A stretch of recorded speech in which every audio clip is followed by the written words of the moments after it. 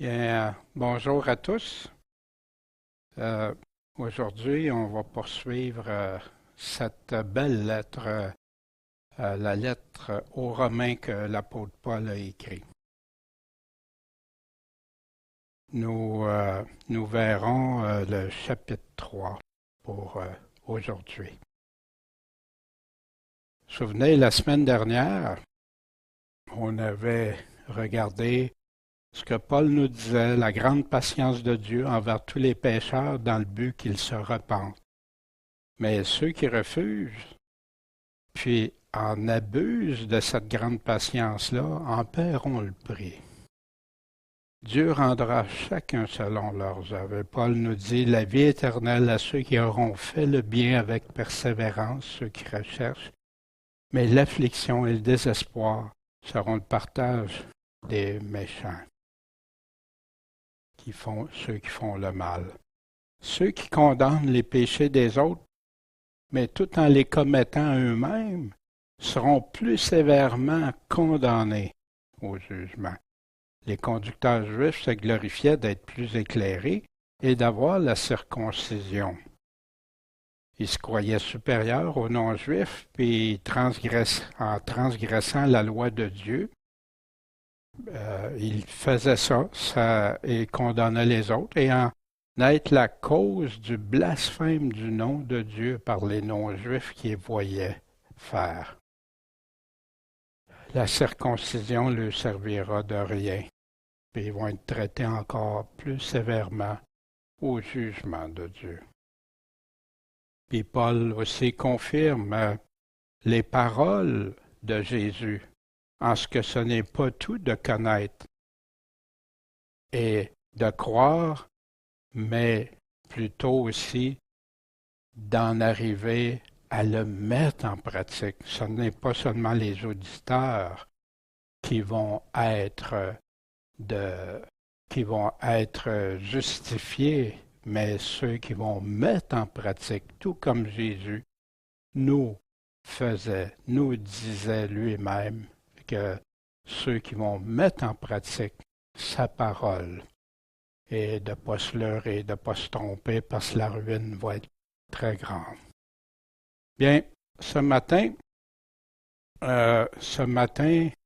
nous irons voir plus loin, voir qu'est-ce qui va se produire avec le chapitre suivant. Qu'est-ce que Paul va nous dire? Qu'est-ce qu'il nous a écrit, inspiré par le Saint-Esprit? Fait que Paul ici va nous parler du Seigneur, puis nous parler des éléments. Il est toujours avec ce fil conducteur, bien sûr, de parler à ceux des Juifs qui avaient cru en Jésus-Christ, mais qui étaient encore pris avec la loi, certains principes, certains concepts, et tout ça, et Paul veut leur montrer que c'est Jésus-Christ seulement. Avant d'aller plus loin, si vous voulez, on va demander au Seigneur de nous guider, nous éclairer. Merci Seigneur parce que tu es celui qui nous a laissé ces beaux textes, Seigneur, qui peut faire en sorte qu'aujourd'hui, notre foi est en toi, que c'est en toi qu'on croit, c'est toi qu'on veut entendre, c'est toi qu'on veut suivre, c'est toi qu'on veut obéir. Et Paul veut nous amener à l'obéissance de la foi et c'est ce qu'on veut, Seigneur. Bénis tous ceux qui écoutent. Bénis-nous, donne-nous ta sagesse de bien comprendre la lumière de ton Saint-Esprit qui a servi justement à écrire ces paroles-là. Seigneur, guide-nous, accompagne-nous en ton saint nom Jésus-Christ, le Maître, le Sauveur. Amen. Bien, débutons la lecture. Quelle est donc la prérogative du Juif? Ou quelle est l'utilité de la circoncision? Elle est grande en toute manière, surtout en ce que les oracles de Dieu leur ont été confiés. Quoi donc, si quelques-uns n'ont pas cru, leur incrédulité anéantira-t-elle la fidélité de Dieu? Nullement, mais que Dieu soit reconnu véritable et tout homme menteur, selon qu'il est écrit, afin que tu sois trouvé juste dans tes paroles et que tu gagnes ta cause lorsqu'on te juge. Mais si notre injustice établit la justice de Dieu, que dirons-nous? Dieu n'est-il pas injuste quand il punit? Je parle comme les hommes. Nullement. Si cela était, comment Dieu jugerait-il le monde? Et si la vérité de Dieu éclate davantage à sa gloire par mon infidélité, pourquoi suis-je encore condamné comme pécheur? Et que faisons-nous pas du mal afin qu'il en arrive du bien, comme quelques-uns qui nous calomnient assurent que nous le disons? La condamnation de ces gens est juste. Et quoi? Sommes-nous donc plus excellents? Nullement, car nous avons déjà fait voir que tous, Juifs et Grecs, sont assujettis au péché, selon qu'il est écrit, il n'y a pas de juste, non, pas même un seul. Il n'y a personne qui a de l'intelligence. Il n'y en a point qui cherche Dieu. Tous se sont égarés et se sont tous ensemble corrompus. Il n'y en a pas qui fassent le bien, non, pas même un seul. Leur gosier est un sépulcre ouvert. Ils se sont servis de leur langue pour tromper. Il y a un venin d'aspic sous leurs lèvres. Leur bouche est pleine de malédiction et d'amertume. Ils ont les pieds légers pour répandre le sang. La désolation et la ruine sont dans leur voie. Ils n'ont pas connu le chemin de la paix. La crainte de Dieu n'est pas devant leurs yeux. Or, nous savons que tout ce que la loi dit, elle le dit à ceux qui sont sous la loi, afin que toute bouche soit fermée et que tout le monde soit reconnu coupable devant Dieu. Parce que personne ne sera justifié devant lui par les œuvres de la loi, car c'est la loi qui donne la connaissance du péché. Mais maintenant, la justice de Dieu a été manifestée sans la loi et les prophètes lui rendant témoignage. La justice de Dieu, dis-je, par la foi en Jésus-Christ, pour tous ceux et sur tous ceux qui croient. Car il n'y a point de distinction, puisque tous ont péché et sont privés de la gloire de Dieu, et qu'ils sont justifiés gratuitement par sa grâce, par la rédemption qui est en Jésus-Christ, que Dieu avait destiné à être une victime propitiatoire par la foi en son sang, afin de manifester sa justice par le pardon des péchés commis auparavant, pendant les jours de la patience de Dieu, afin, dis-je, de faire paraître sa justice dans ce temps-ci, afin d'être reconnu juste et comme justifiant celui qui a la foi en Jésus. Où est donc le sujet de se glorifier? Il est exclu. Par quelle loi? Par la loi des œuvres? Non, mais par la loi de la foi. Donc, nous concluons que l'homme est justifié par la foi, sans les œuvres de la loi. Dieu est-il seulement le Dieu des Juifs? Ne l'est-il pas aussi des gentils? Oui, il l'est aussi des gentils, car il y a un seul Dieu qui justifiera les circoncis par la foi et les incirconcis par la foi. Anéantissons-nous donc la loi par la foi? Nullement. Au contraire, nous établissons la loi. Ah, Dieu bénit ta sainte parole, puis qu'on puisse tous ensemble regarder à toi. Voici, vous vous souvenez, Paul avait mentionné les Juifs, puis que tous étaient égaux, puis tout ça. Puis là, c'est quoi donc la prérogative du Juif? Il avait toujours entendu qu'il était le peuple choisi de Dieu, etc. Ou quelle est l'utilité de la circoncision? Paul les amène à une réflexion. Elle est grande, en toute manière, la prérogative du Juif, surtout en ce que les oracles de Dieu leur ont été confiés. Ce que Dieu a dit, c'est à eux que ça a été confié d'ailleurs. Hein? L'Ancien Testament vient du peuple juif. Quoi donc? Si quelques-uns n'ont pas cru, leur incrédulité anéantira-t-elle la fidélité de Dieu? S'il y en a qui ne croient pas, est-ce que ça, c'est assez fort pour anéantir la fidélité de Dieu? Nullement. Mais que Dieu soit reconnu véritable et tout homme menteur, selon qu'il est écrit, afin que tu sois trouvé juste dans tes paroles et que tu gagnes ta cause lorsqu'on te juge. Ici, Paul met un accent. Dieu va rester fidèle, même si les hommes sont infidèles. Puis, la suprématie, quand Dieu parle, la comparaison, que Dieu soit vrai, puis tout homme comparé à Dieu menteur. Est-ce qu'il est en train de dire que tous sont menteurs, incluant lui-même? Non, c'est pas ce qu'il est en train de dire, parce qu'on regarde, on n'aurait même plus besoin de lire si ça serait ça. S'il serait menteur, qui veut croire des menteurs? Non, il est en train de prendre l'image très forte que Dieu, quand il parle, c'est lui qui a raison. Le fameux mot nullement, c'est une forte négation. Il y a plusieurs synonymes. Hein. Des fois, ça peut être loin de là pour certains, ça peut être différents termes, mais ça nie ce qui a été dit au préalable. Ce mot-là est utilisé 15 fois par Paul dans le Nouveau Testament, dont 11 fois dans sa lettre aux Romains.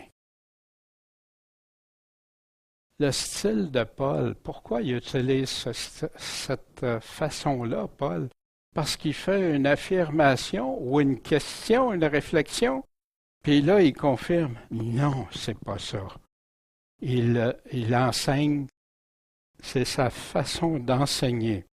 Puis parfois, enseigner, tu vas dire le contraire de la vérité, puis ça réveille les gens, mais il faut que tu confirmes la vérité après. Laisse-les jamais penser que c'est ça. Et c'est utilisé comme style d'enseignement. Ici, Paul lance et fait un énoncé, puis après ça, vient dire, ben non, c'est pas ça. Pour que ça soit très clair. Et ça pique la curiosité, des fois ça fait réagir, mais c'est important. Ça amène, Paul veut qu'on porte une grande attention aux affirmations précédentes. Pas découper ça, non. Qu'est-ce qu'il vient de dire? Hey, il me semble que j'ai manqué ce qu'il a dit, je vais retourner voir, je vais réécouter.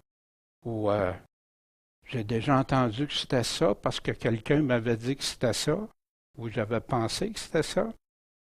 Parfois, il arrive avec des contradictions contraires pour faire raisonner. Vous vous souvenez que Pierre a dit, il y en a qui transposent les choses de Paul dans des choses difficiles à comprendre parfois. Mais tout ça, c'est pour amener à la réflexion et affirmer la vérité. Paul l'utilise aussi aux Galates. Les Galates, l'épître aux Galates, en passant, est très similaire à beaucoup de choses qui est dit dans Romains. Parce que dans ce temps-là, il y avait à confronter beaucoup de judaïsme qui tentait de revenir dans les églises. N'oublions pas que l'Église, au début, était composée presque essentiellement de Juifs pour peut-être les 15 premières années environ. Mais par la suite, et ça revenait constamment. Voici ce que Paul disait aux Galates, chapitre 2, verset 17. « Mais si en cherchant à être justifiés par Christ, nous étions nous-mêmes trouvés pécheurs, Christ serait-il donc un ministre de péché? » Mais non, nullement. Ce mot-là est utilisé vraiment pour arriver à faire réagir et à... Non, c'est pas ça. Ne savez-vous pas que vos corps sont les membres de Christ. Est-ce que je prendrais donc les membres de Christ, hein, pour en faire les membres d'une prostituée? Wow! Nullement, hein? Nullement. Concernant la fidélité de Dieu, l'œuvre du rocher est parfaite, hein, qui est ce rocher, car toutes ses voies sont la justice même, la droiture. C'est un Dieu fidèle et sans iniquité, sans aucune injustice, sans péché. Il est juste et droit dans Deutéronome. Le fondement de ta parole est la vérité, et toutes les lois de ta justice sont éternelles. On va revoir aussi que les choses que Dieu a établies, ce qui est abominable à Dieu avant Jésus-Christ, demeure abominable à Dieu par la suite.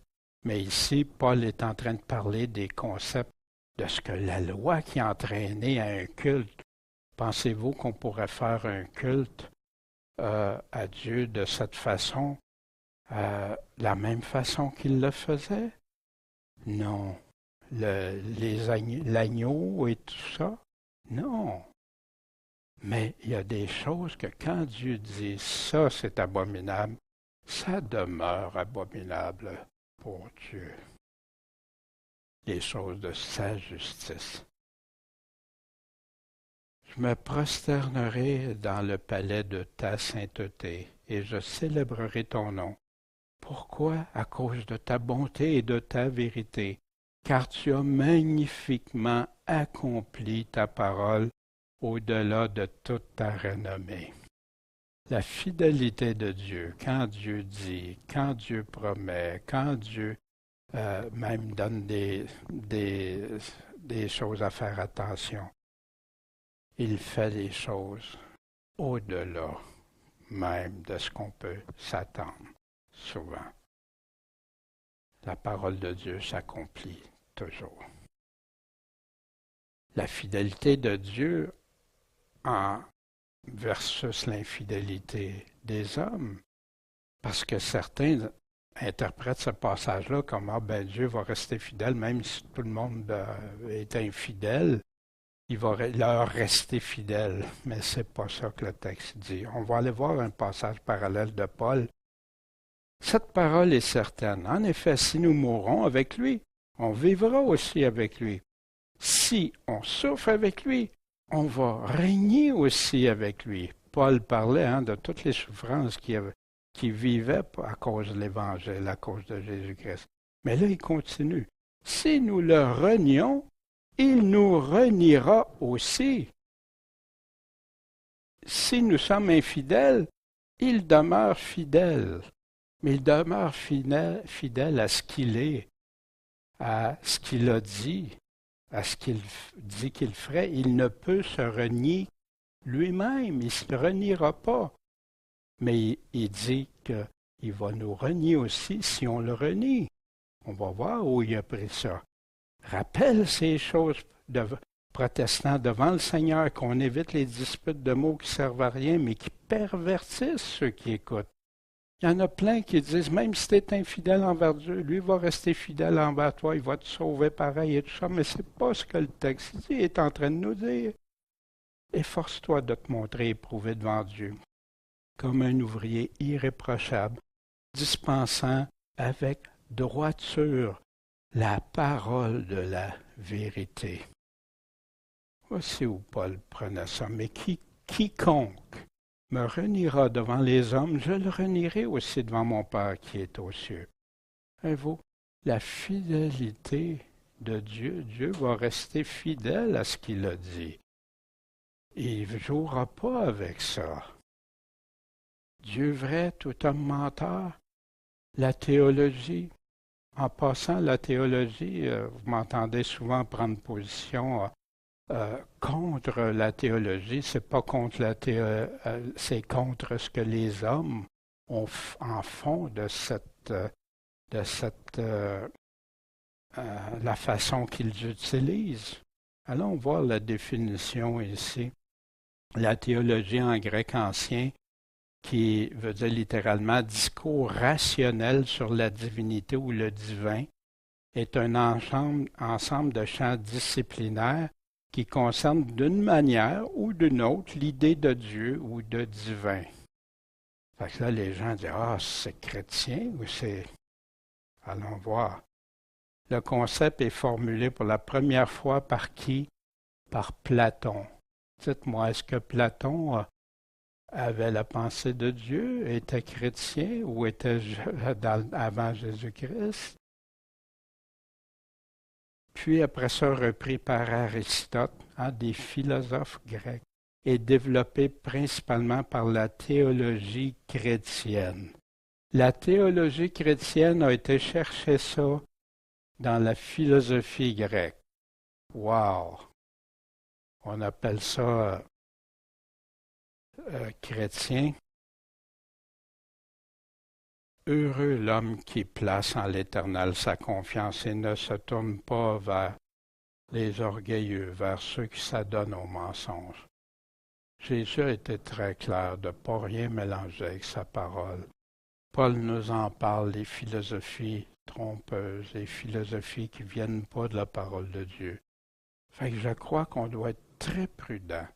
Il y a des hommes de Dieu qui ont étudié, qui ont trouvé des bonnes choses en parole de Dieu, mais quand ce système-là est basé sur des principes qui viennent de la philosophie grecque, je suis très prudent maintenant. J'ai vu tellement de choses se dire qui ne venaient pas du tout de la parole de Dieu.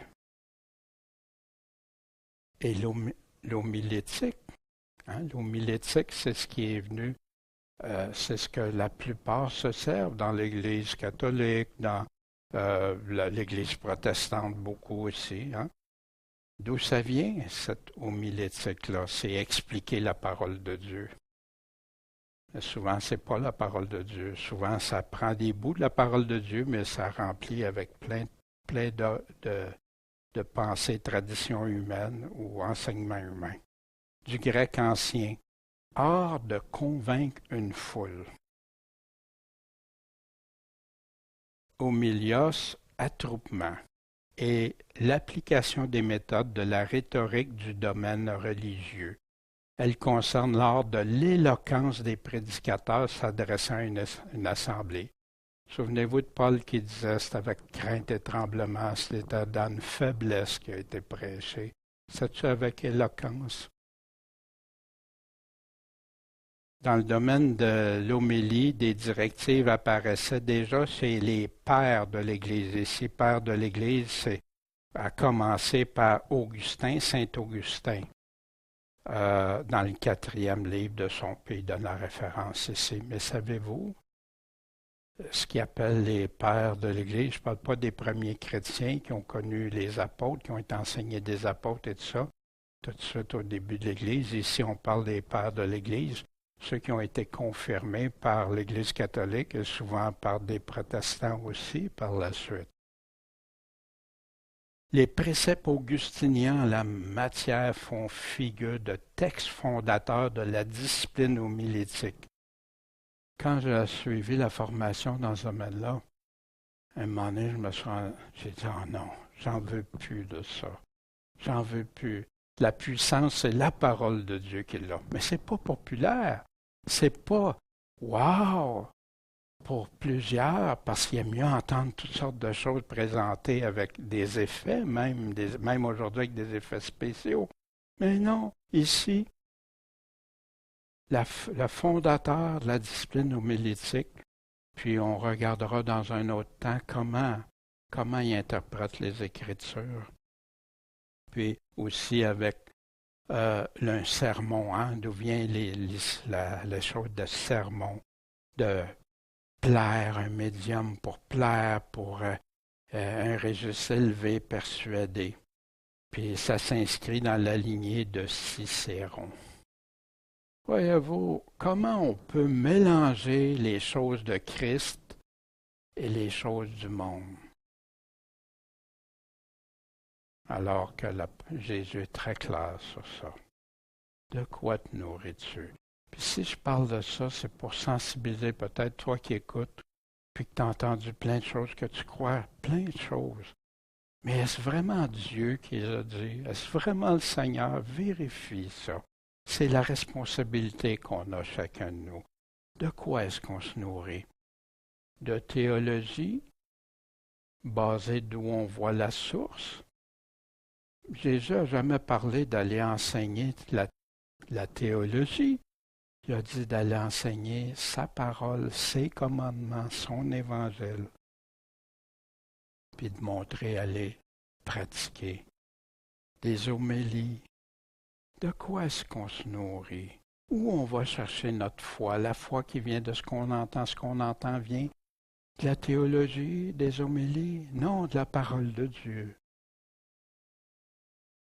La Bible seule. La Bible qui dit toute l'Écriture est divinement inspirée, utile pour enseigner, convaincre, corriger, former à la justice. Dans quel but? Pour que l'homme de Dieu soit accompli, réalisé et propre à toute bonne œuvre. Est-ce qu'on a tout ici? Je crois que oui. Mais les gens se diffèrent, vont ailleurs que la parole de Dieu chercher.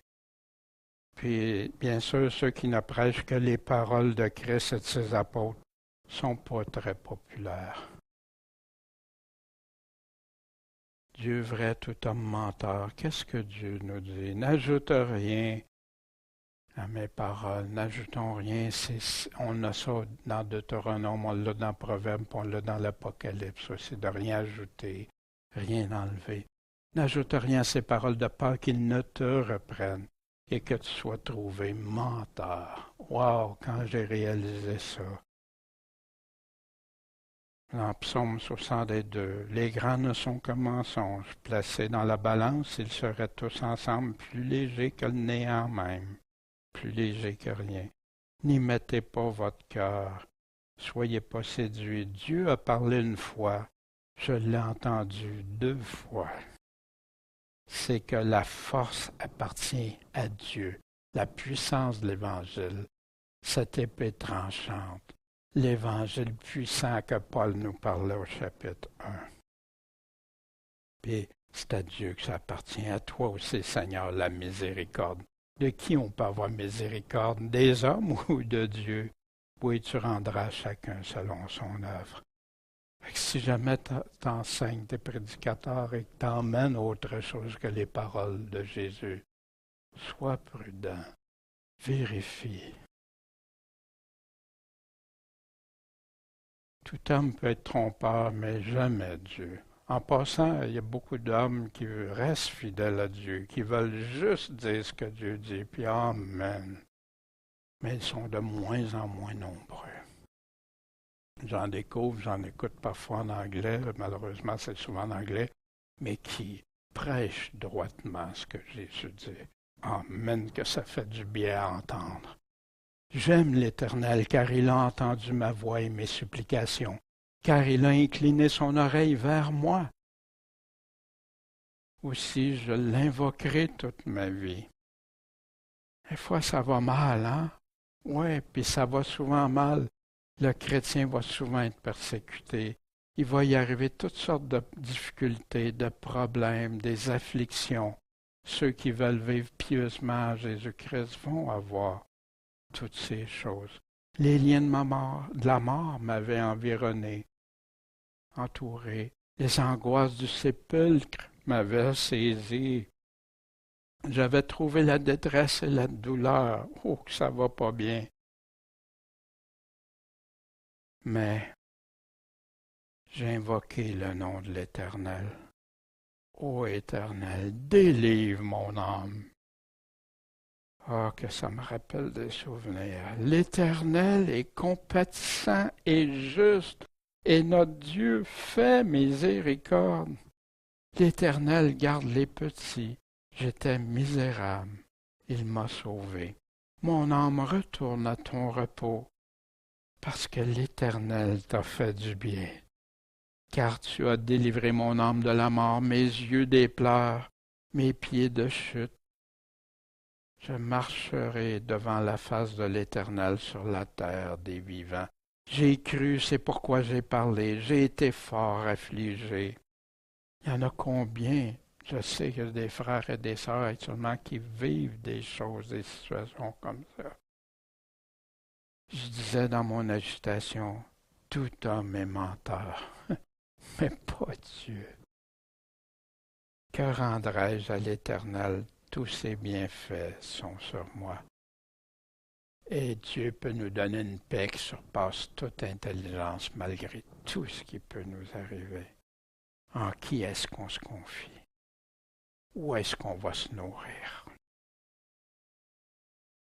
Mais, Paul continue, si notre injustice établit la justice de Dieu, que dirons-nous? Dieu n'est-il pas injuste quand il punit?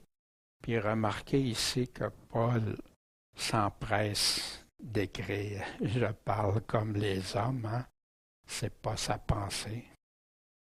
Mais il sait qu'il y en a qui se posent cette question-là. Nullement. Si cela était, comment Dieu jugerait-il le monde? Comment il pourrait juger? Dieu n'est pas affecté par l'injustice des hommes. Dieu reste juste, Dieu reste fidèle. Et si la vérité de Dieu éclate davantage à sa gloire par mon infidélité, hein, parce que j'ai pas bien agi, puis tout ça, puis Dieu dit que non, tous vont être pécheurs, oui, mais qu'il y en a qui vont abuser de ça, qui vont aller, puis là, ben, tu vois, Dieu a raison. Pourquoi suis-je encore condamné comme ce pécheur? Puis, et que pourquoi qu'on ne fait pas du mal afin qu'il nous en arrive du bien, comme quelques-uns qui nous calomnient, puis qui assurent que nous le disons? Ils prennent des bouts de parole des apôtres, puis ils affirment il faut faire du mal pour que le bien arrive. T'en as des fois qui vont utiliser ça. Ah ben, plus tu fais du mal, la grâce abonde dans ce temps-là. Je pense qu'ils n'ont pas vraiment examiné le contexte de quand c'est écrit. La condamnation de ces gens, de ces personnes-là, est juste. Paul ne mâche pas ses mots envers ça. Et quoi? Nous autres, est-ce qu'on est plus excellents? Nullement. Personne est supérieur ici. Vous vous souvenez de Paul, qu'est-ce qu'il est en train de parler? Paul est en train de démontrer que tout le monde est pécheur, puis que tout le monde devant Dieu vont être reconnus coupables. Car nous avons déjà fait voir que tous, juifs et grecs, sont assujettis au péché. Que tu sois n'importe juif ou non juif, le péché peut facilement venir régner en nous. Selon qu'il est écrit, il n'y a pas de juste, non, pas même un seul. Il répète ce qu'il avait dit au préalable. Il n'y a personne qui a de l'intelligence. Il n'y en a pas qui cherchent Dieu. Voici, selon qu'il est écrit encore. Souvenez, Paul utilise cette expression-là. La première fois qu'on l'a vu dans la lettre, c'est au chapitre 1, verset 17. Car en lui, la justice de Dieu est révélée de foi en foi, selon qu'il est écrit, le juste vivra par la foi. Selon qu'il est écrit, ça apparaît 56 fois dans le Nouveau Testament par Jésus, Pierre, Paul. C'est toujours en référence à ce qui est déjà écrit dans la Bible. Paul utilise selon qu'il est écrit 14 fois dans la lettre aux Romains. Paul s'adressait surtout aux Juifs, puis il voulait que ça soit très clair. Mais ça sert aux non-Juifs aussi à valider plein de choses qu'il y avait dans l'Ancien Testament. Paul continue. En passant, c'est une citation. On va voir où il a pris ça, de cette citation-là. Tous se sont égarés. et se sont tous ensemble corrompus. Il n'y en a pas qui fassent le bien, non pas même un seul. Wow! Leur gosier est un sépulcre ouvert. Ils se sont servis de leur langue pour tromper au lieu de dire la vérité. Il y a un venin d'aspic sous leurs lèvres. Leur bouche est pleine de malédictions et d'amertume. Ils ont les pieds légers pour répandre le sang. La désolation et la ruine sont dans leur voie, leur chemin qu'ils suivent. Ils n'ont pas connu le chemin de la paix. Cette partie-là vient d'Ésaïe 59, versets 1 à 9, que je vous invite à aller lire, à aller voir. Puis Paul prend ça là. Mais aussi, Paul se sert de ça pour faire comprendre que le péché peut s'adresser à tous et surtout aux Juifs à qui il est en train de convaincre de péché. Puis il prend ça justement dans la loi qu'ils se disent dépendre de cette loi. Aussi, Paul prend ces citations-là dans le psaume 14 et dans le psaume 53 aussi, deux beaux psaumes qui sont courts à lire, mais qui disent la même chose. L'insensé a dit en son cœur, il n'y a pas de Dieu. Ils se sont corrompus, ils ont commis des actions abominables, il n'y a personne qui fasse le bien. L'Éternel abaisse des cieux son regard sur les fils des hommes pour voir s'il y a quelqu'un qui soit intelligent, qui recherche Dieu. Ils se sont tous égarés, ils se sont corrompus tous ensemble. Il n'y en a pas qui fassent le bien, non, pas même un seul. Ont-ils perdu le sens, tous ces ouvriers d'iniquité? Ils dévorent mon peuple. Voyez-vous, ici, Paul sait très bien que ces Juifs qui connaissaient les références que Paul utilisait savaient à quoi il en retournait. Puis les mêmes accusations que Jésus avait formulées envers les chefs religieux. Ils dévorent mon peuple comme s'ils mangeaient du pain. Ils n'invoquent pas l'Éternel. C'est là qu'ils trembleront d'épouvante, car Dieu est au milieu de la race juste. Vous faites honte à l'affligé de son attente, parce que l'Éternel est son refuge. Oh, qui donnera de Sion la délivrance d'Israël, quand l'Éternel ramènera les captifs de son peuple? Jacob sera dans l'allégresse, Israël se réjouira. Fait que ceux qui connaissaient ces textes-là, qui voulaient vraiment, s'il y avait l'amour de la vérité, pouvaient découvrir pourquoi Paul utilisait ça aussi. Puis à qui ça s'adressait très spécifiquement. La crainte de Dieu n'est pas devant leurs yeux. Puis on apprend dans Proverbe 8 au verset 13, la crainte de l'Éternel, c'est la haine du mal. L'arrogance et l'orgueil, la voix du mal et la bouche perverse. Voilà ce que je hais, nous dit le Seigneur. Wow! C'est la crainte de Dieu. Est-ce qu'aujourd'hui on voit de la crainte de Dieu? Il y en a qui veulent complètement évacuer ces choses-là. Ah, nous savons que tout ce que la loi dit, elle le dit à ceux qui sont sous la loi. En plein ce qui venait de là, les passages, afin que toute bouche soit fermée et que tout le monde soit reconnu coupable devant Dieu. Parce que souvent pour les Juifs aussi, c'était les non-Juifs qui étaient tous qui étaient coupables, des païens, des pécheurs, etc. Mais tous ici, toute bouche fermée, tout le monde soit reconnu coupable devant Dieu.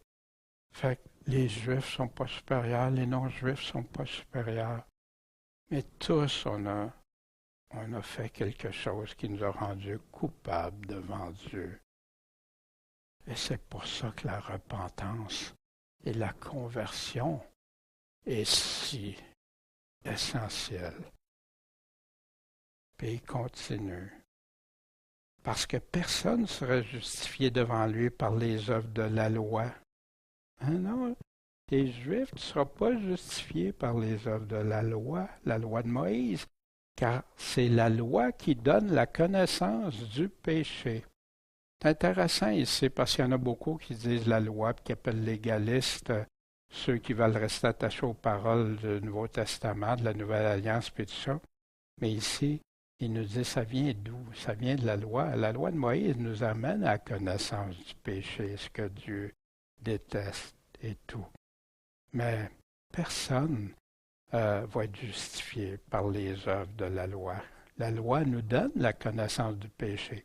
Et d'ailleurs, il y a des ministères qui se servent de ça pour amener les gens à la repentance. The Way of the Master, la voie du maître.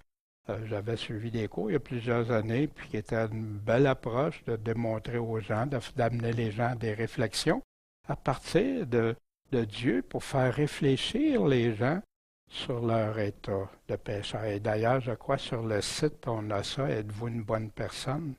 Qui donne une image. Et après ça, c'est de suivre Jésus-Christ. Mais maintenant, la justice de Dieu a été manifestée sans la loi. La loi et les prophètes, elle servait à quoi? Elle lui rendait témoignage. Elle parlait de la justice de Dieu manifestée sans la loi, qui est manifestée au travers de Jésus-Christ. La justice de Dieu, dis-je, comment? Par la foi en Jésus-Christ. Par la foi, et on va regarder ça par la foi dans les chapitres suivants. Qu'est-ce que c'est la vraie foi? Pour tous ceux et sur tous ceux qui croient. La foi, croire. Puis on va regarder qu'est-ce que c'est croire. Parce que je crois qu'il y en a qui se sont laissés dire plein de choses qui vont les conduire à la perdition. La foi, c'est croire Jésus, croire en Jésus, croire quand il parle. Mais il y en a qui réussissent à déformer. Maintenant, la justice de Dieu a été manifestée sans la loi. Voici ce que Paul disait aux Galates, encore aux Galates. Sachant que l'homme est justifié non par les œuvres de la loi, mais par la foi en Jésus-Christ. Nous avons nous-mêmes cru en Jésus-Christ afin d'être justifiés par la foi en Christ, non par les œuvres de la loi. Pourquoi? Parce que nulle chair sera justifiée par les œuvres de la loi. Exactement ce qui est en train de parler aux Romains. Mais si, en cherchant à être justifiés par Christ, nous étions nous-mêmes trouvés pécheurs, Christ serait-il donc un ministre du péché, comme on a vu tantôt? Nullement. Car si je rebâtis les choses que j'ai détruites, je me déclare moi-même un traître, un prévaricateur. Car je suis mort à la loi par la loi même. Pourquoi? Afin de vivre pour Dieu. C'est fini ça, la loi de Moïse. C'est pour vivre. Je suis crucifié avec Christ. Et si je vis, ce n'est plus moi, mais c'est Christ qui vit en moi. Puis si je vis encore dans la chair, bien oui, je suis encore vivant. Je vis dans la foi au Fils de Dieu, qui m'a aimé et qui s'est donné lui-même pour moi, son sacrifice. Wow! Je n'anéantis pas la grâce de Dieu. Pas parce que je suis en train d'anéantir, au contraire. Car si la justice vient de la loi, donc Christ est mort en vain, pour rien. Non, la grâce, Paul faisait attention à cette grâce, ce beau cadeau, cette belle faveur de Dieu. Mais Dieu a toujours été fidèle envers les Juifs, mais eux, est-ce qu'ils l'ont toujours été? Dans Romains 9, on va voir ça plus tard. Pour mes frères, mes parents selon la chair, il y a une grande tristesse, il y a un tourment pour eux. eux qui sont Israélites, à qui appartiennent l'adoption, la gloire, les alliances, le service divin, les promesses qui descendent des pères, de qui est sorti selon la chair. Christ, qui est Dieu. C'est intéressant ici, hein, pour un témoin de Jéhovah. Christ qui est Dieu, au-dessus de toutes choses, béni éternellement. Amen. Ce n'est pas que la parole de Dieu a failli. La parole de Dieu a failli jamais. C'est ce qu'il est en train de leur expliquer, car tous ceux qui descendent d'Israël ne sont pas Israël. Et pour être la postérité d'Abraham, ils ne sont pas tous ses enfants, même s'ils sont juifs. Mais il est dit en Isaac sera une postérité. C'est-à-dire que ce ne sont pas les enfants de la chair qui sont enfants de Dieu, mais que ce sont les enfants de la promesse qui sont réputés être la postérité. Puis il va expliquer, puis les circoncis de cœur, et tout ça. Wow! Dieu n'a pas été infidèle, mais il y a plein de Juifs, et d'ailleurs, c'est pour ça qu'il y en a beaucoup qui sont morts dans le désert, parce qu'ils lui ont été infidèles après avoir vu ce que Dieu avait fait pour eux. Pourtant, il y avait eu les promesses, toutes les promesses de Dieu, mais Dieu les avait avertis aussi. S'ils ne vivaient pas selon lui, c'était pas pour eux, c'était la malédiction, mais des promesses. S'ils le suivaient, lui obéissaient, l'aimaient. Puis Paul remet il tape sur le clou encore. Car il n'y a pas de distinction, puisque tous ont péché. Il y en a des fois qui ont comme l'impression de « sauf moi ». Non, tous ont péché. Ça serait tellement arrogant devant Dieu. Et sont privés de la gloire de Dieu. Et qu'ils sont justifiés comment? Gratuitement par sa faveur, par sa grâce. Tu ne peux pas acheter ça avec de l'argent. Non. Justifiés par sa grâce, comment? Par la rédemption qui est en Jésus-Christ. Le seul chemin, le seul médiateur, la seule façon d'avoir la grâce, la faveur de Dieu. Que Dieu avait destiné à être une victime propitiatoire, hein, comme il se faisait dans le culte du peuple juif autrefois. Il y en a qui parfois disent qu'ils sont encore étant chrétiens et étant sous la loi, mais il faudrait qu'ils fassent le culte de la même façon. Par la foi en son sang, l'agneau de Dieu, celui qui est devenu l'agneau de Dieu, afin de manifester sa justice, comment? Par le pardon des péchés commis auparavant, pendant les jours de la patience de Dieu. Cette patience que Dieu attend, que les hommes en viennent à la repentance. Dieu l'avait déterminé. Puis, il y en a qui ont cru sans le voir Jésus-Christ. On avait vu ça dans Hébreux au chapitre 11, mais qui avait foi, la foi en Dieu. Puis il savait que Dieu ferait quelque chose. Au verset 26, afin, dis-je, de faire paraître sa justice dans ce temps-ci, afin d'être reconnu juste et comme justifiant celui qui a la foi en Jésus. Dieu avait promis ça dans la parole. La loi et les prophètes lui rendent témoignage de ça, disaient qu'est-ce qui s'en venait, mais beaucoup ont fermé l'oreille. Ils ont tellement fermé l'oreille qu'ils ont voulu tuer Jésus, celui-même qui peut leur donner la grâce, faire accorder cette grâce. Où est donc le sujet de se glorifier? Y a-t-il quelqu'un de nous autres qui peut se sentir supérieur parce qu'on a reçu une faveur de Dieu? Une faveur qu'on ne méritait même pas, on méritait l'inverse. Il est exclu. Par quelle loi? par la loi des œuvres. Ben non, mais par la loi de la foi. La loi de Christ, cette loi de la foi maintenant, de croire en lui, croire qui il est, croire ce qu'il nous dit. Fait que voilà, donc, nous concluons que donc l'homme est justifié par les foi, par la foi, excusez. Cette confiance, cette qu'on va développer, on ira explorer plus loin. Sans les œuvres de la loi, de quelle loi? De la loi de Moïse. Il y en a qui rajoutent aussi sans les œuvres du Nouveau Testament à les entendre parler. Ben non, sans les œuvres de la loi. Dieu est-il seulement le Dieu des Juifs?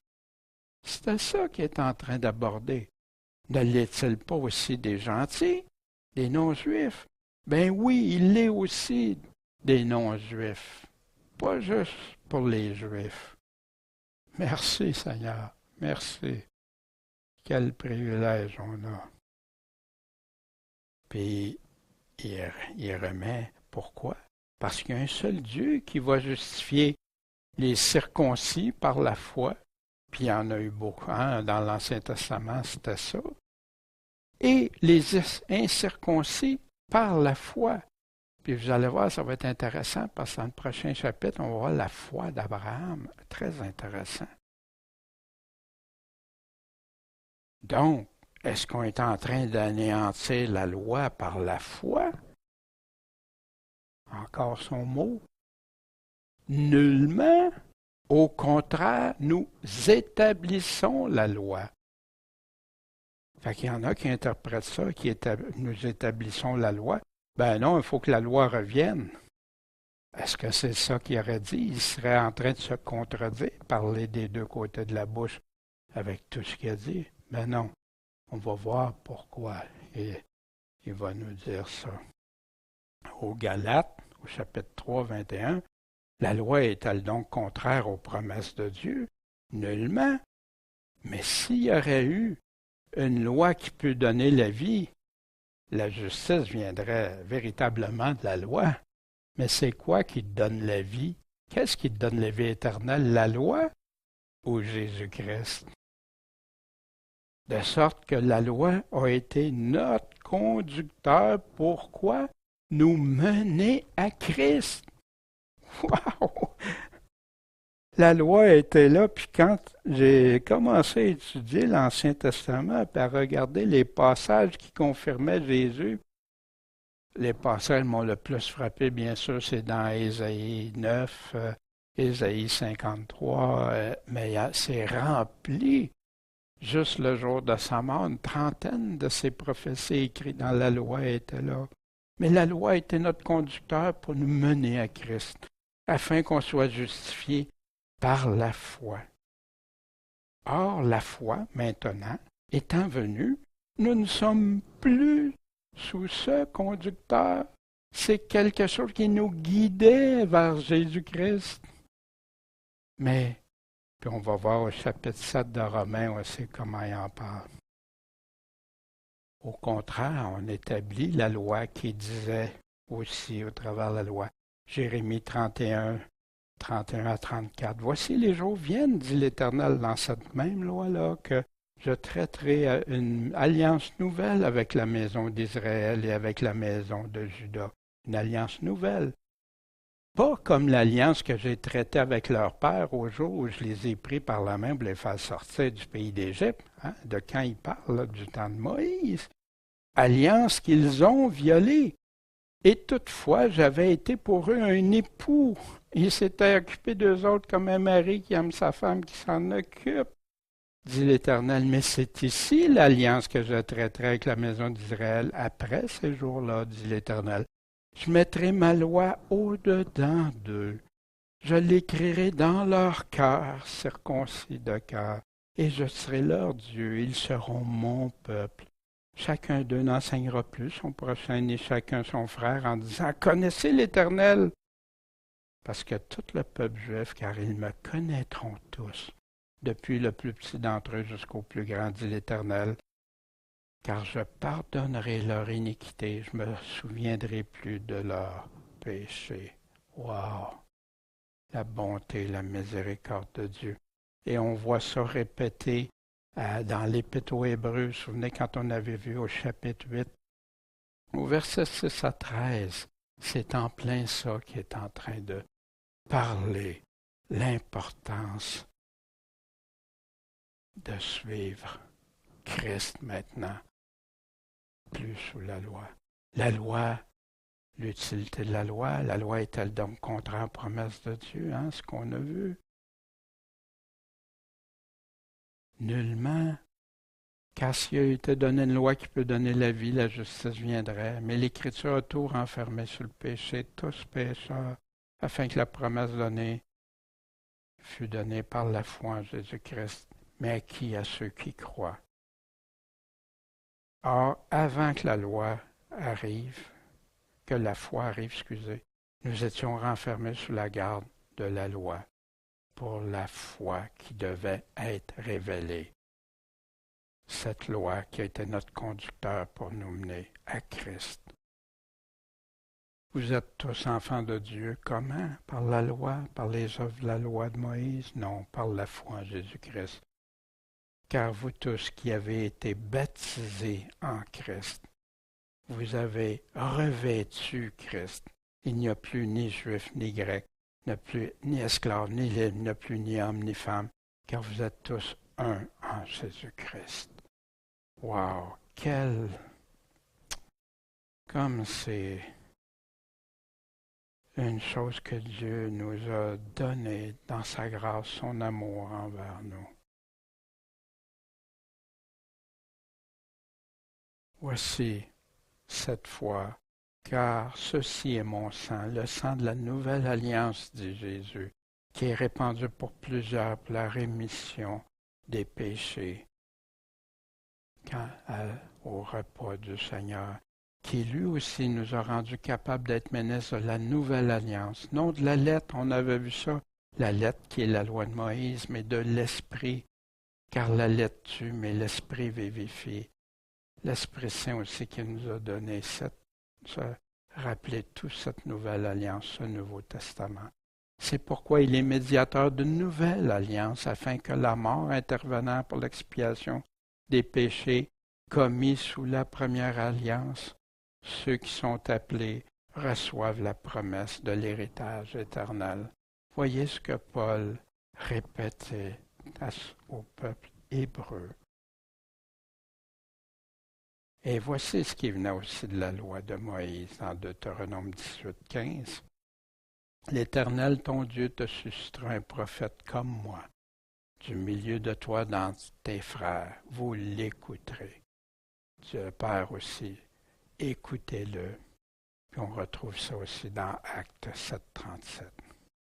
Maintenant,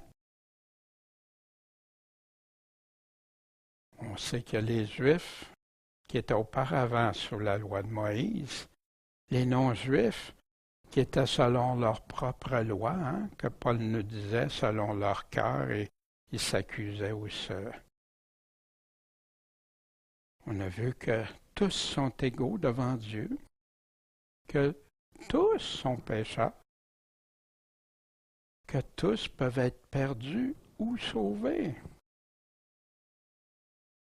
Puis c'est seulement par la loi de la foi en Jésus-Christ.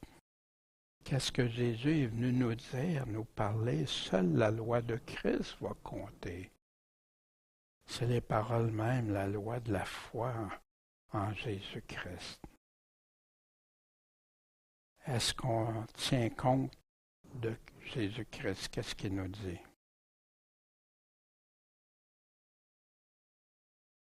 Pour réfléchir sur ce qu'on vient de voir. On a vu que les Juifs avaient un grand privilège, ayant eu la parole de Dieu, puis qui confirmait la nouvelle alliance, qui confirmait Jésus-Christ. Ceux qui sont infidèles envers Dieu ne déforment en rien ses attributs. Dieu est fidèle, c'est pas ça qui va venir changer la fidélité de Dieu, qu'il y en a qui sont injustes, qui ne croient pas. Ça ne changera pas sa fidélité, sa justice, sa bonté. Puis ils vont rester inexcusables, malgré le fait que Dieu va se servir de leur choix, puis de leur incrédulité pour démontrer qu'il est, puis il sera fidèle à tout ce qu'il a dit, puis il fera. Leur manque de foi n'empêchera pas que Dieu soit toujours juste, bon et véritable, mais un juge qu'on ne pourra pas acheter ni corrompre.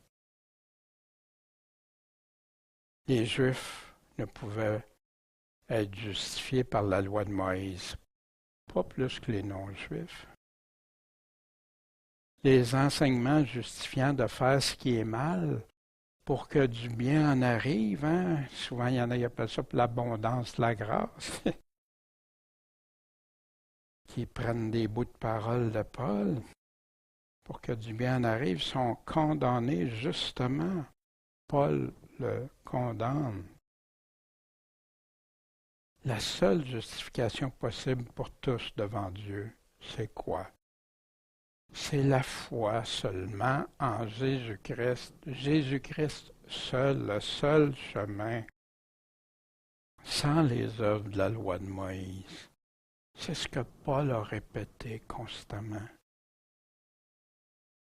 Puis la doctrine de Jésus-Christ contredit pas ou s'oppose pas à la loi, mais au contraire, elle confirme encore davantage la loi, parce que la loi et les prophètes rendent témoignage à Jésus-Christ lui-même.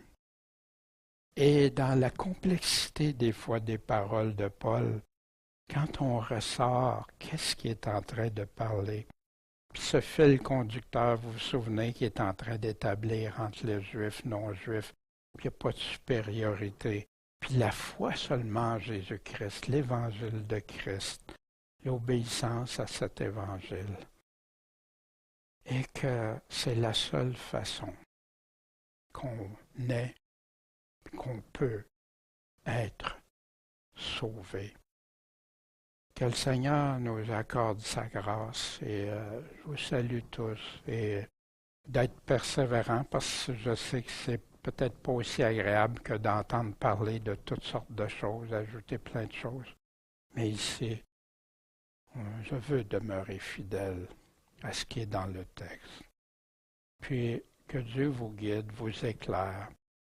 Puis vous savez, l'intention ici n'est jamais d'attirer quelqu'un pour des gains, de l'argent, aucunement, jamais, jamais, de l'orgueil, de la prétention, jamais, mais par amour pour dire ce que Dieu dit, puis tenter que de mes frères ne s'enlisent pas dans des paroles trompeuses qui amènent les gens à vivre comme des chrétiens tièdes ou insensés ou infidèles. C'est le seul désir devant le Seigneur. Et je remercie Michel aussi qui soutient les prières des frères et sœurs et tous ceux qui écoutent fidèlement. Que le Seigneur nous bénisse ensemble, nous fortifie ensemble, puis qu'on soit trouvé juste devant lui, par le sang de Jésus-Christ, par la foi en Jésus-Christ, puis par cette foi qu'on va aller regarder encore, parce qu'elle est si importante. En ton saint nom, Jésus-Christ, le Maître, le Sauveur. Amen.